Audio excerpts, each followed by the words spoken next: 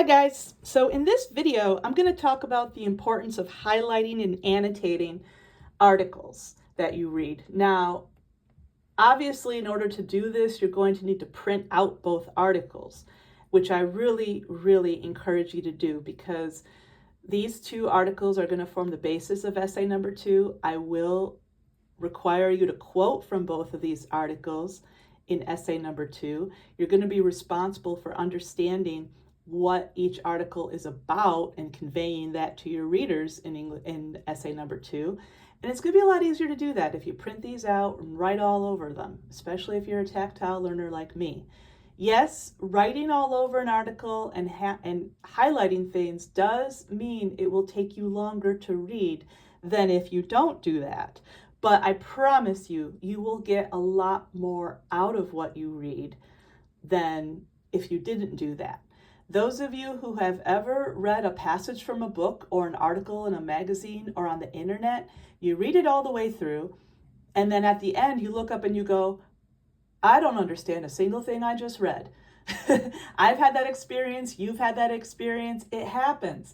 And writing all over an article like this forces you to slow down and really think about what the author's saying, which is part of the reason why it's so valuable. It took me about 3 or 4 times as long to get through each of these articles as normal because I was writing, and obviously I wrote a lot on each. You don't have to write as much as I do, but because I got something to say about everything. You guys probably figured that out, me and my nonstop motor mouth. So you don't have to write as much as I do, but even if you write half as much as I do, you're going to get a lot more out of each article. And if you absolutely positively can't print, you're stuck in your house, no printer, you got COVID, you can't leave the house, I understand. You might just need to resort to taking notes on a piece of notebook paper and writing down quotes you really like or think are relevant or interesting. But I strongly encourage you to print. Come up to main campus if you want to. So this is called A Very Dark Time, Snap Cuts Leave Michigan Families Food Banks Struggling. I paid attention to the publication date of each article, like it's written small up here, but I wrote it in the side so I would remember. I didn't do that with this article. Oops. Publication date's actually not on this article, but I see that William Hoare is responding to an article from 2015, an article from 2016, so probably 2016 or 2017, I would guess. We might have to go back on Academic Search Complete to actually find the actual publication date since it's not on the printout. That happens once in a while. Anyway, back to this article. So keep in mind, this is the one we found from a Google search. So this article was meant to be read online, and the printout, your printout might not look like my printout, and that's okay. So, but it's just the content's still the same. And this is, I highlighted this because this is Gustafson's main point. Already struggling to buy food with government assistance, Michiganders and Americans at large are losing, yeah. That's kind of the whole thrust of her article. Everything she says kind of is proof of that, I guess. And she's talking about how the reason SNAP was cut is because when the pandemic hit, the federal government gave Michigan and pretty much every other state a lot more money to go towards food stamps and stuff for people because so many people lost their jobs and stuff like that. But, that had an expiration date. It was good for 3 years only. So she's saying,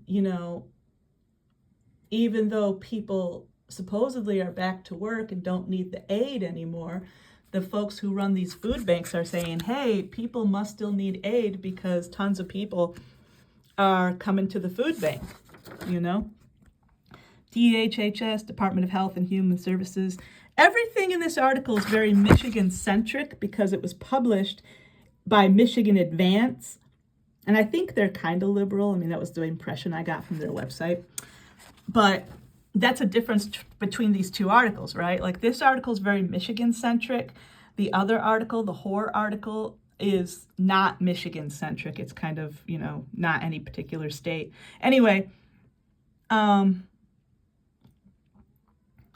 more than 80% of the country's SNAP recipients are working. disabled or elderly, I put that it kind of contradicts people's assumptions, you know, because a lot of times people have this impression of folks who on welfare that they're just like lazy and not working. Well, you know, you have people who are working and people who probably can't work, you know, the elderly and the disabled. There's a lot of overlap, obviously, between the elderly and the disabled. So this says some people are getting their benefits cut by quite a bit.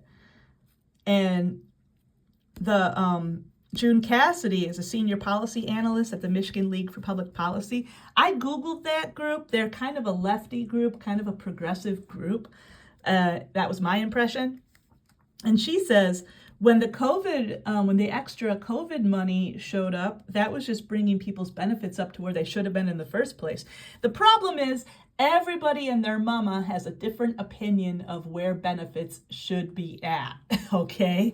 That's why they keep changing all the time, because the people we elect to hold office in this country just keep squabbling about it.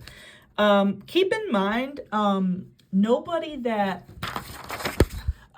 Gustafson interviews in this article is an actual lawmaker. That's really important to pay attention to. It was something I didn't know until I read the article and I started looking for who she quoted, because who an author quotes in an article like this is a very important thing, and that's why I ask you to pay attention to it in the reading responses. Now, this is just a call-out quote. Don't worry about that. I noticed the state has run out of emergency rental assistance funds. I thought that was noteworthy because during the pandemic, rents went up so high. And, you know, like in some organizations like H. Luke Schaefer, director of University of Michigan's Poverty Solutions, okay, if they're looking for solutions to poverty, it's definitely a left-wing group. I'm just saying. There's block quote formatting. I haven't talked about that with you guys yet. That's an English thing. I thought this was a very nice way to work the quote in with Gustafson's own words. That sort of warmed my little English teacher heart. And part of another thing you need to pay attention to is this says we are in the midst of heading into a very dark time, okay? I think I'm going to turn my attention to the other article because this one's pretty long and I've talked about it a lot. This is the William P. Hoare article. Now, the author's name is down here. Again, I could not find a publication date on here, but I am guessing that it was maybe 2017 because if you look up here, first of all, Hoare's writing in response to 3 articles, one from the LA Times, one from the Washington Post, and one from The Nation magazine. I think it's really interesting how Hoare uses quotation marks, like he puts progressive in quotation marks. I don't know why he did that. Nation magazine is a very left-wing magazine. And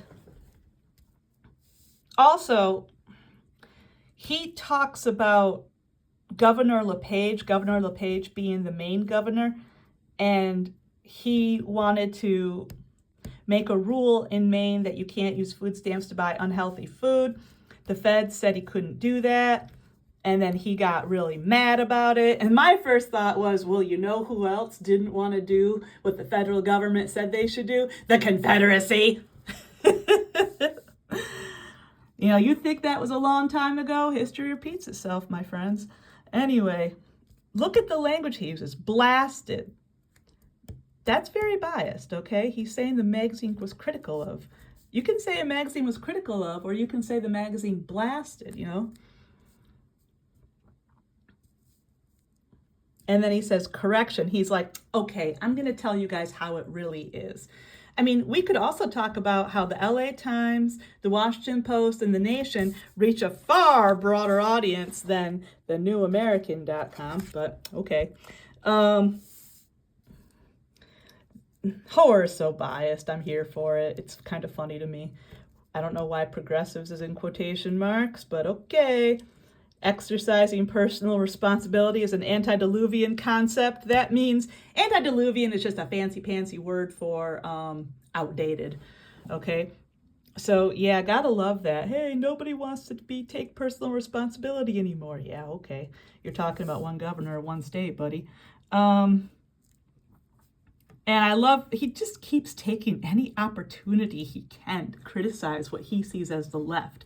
Again, the big bad left with a capital L, you know. Especially since his background, including being a runaway, tends to spoil the left-wing narrative. Yeah, I guess I can see what he's saying there. And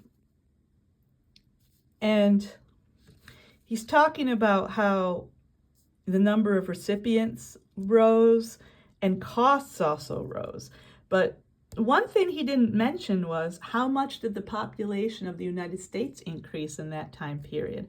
Also, how much did inflation increase in that time period? You know, nothing in 2016 cost what it did in 2000, you know? And there's obviously a lot more people in the country. I don't know how many more, but there's definitely more. And he's talking about how social conditions are vastly improved since the program was created in the 1960s.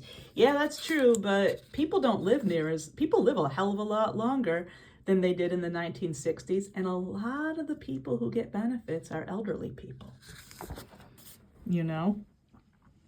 And also, I'm not sure how very low food security is defined. I probably should have looked that up. Oh, look at who gets a picture in this article. You got to pay attention to that. If someone gets a picture, that means the author really likes them. You know? And also, I love how he says the taxpayers, the oft ignored casualties in the war on poverty, like you can either be poor or you can be a taxpayer. You can't be both. Yeah, okay. So my point is, I try to read articles with a critical eye, and highlighting and annotating helps me do that. And like I said, you're going to have to do a lot of reading in college, especially those of you going for a bachelor's degree. And if you get in the habit of writing all over, highlighting the stuff you read, you might feel kind of weird doing it if you've never done it before. You might not be sure what to highlight or write if you've never done that before, but it gets better with practice. You get better at it with practice. So I want you to at least try that with these two articles, okay?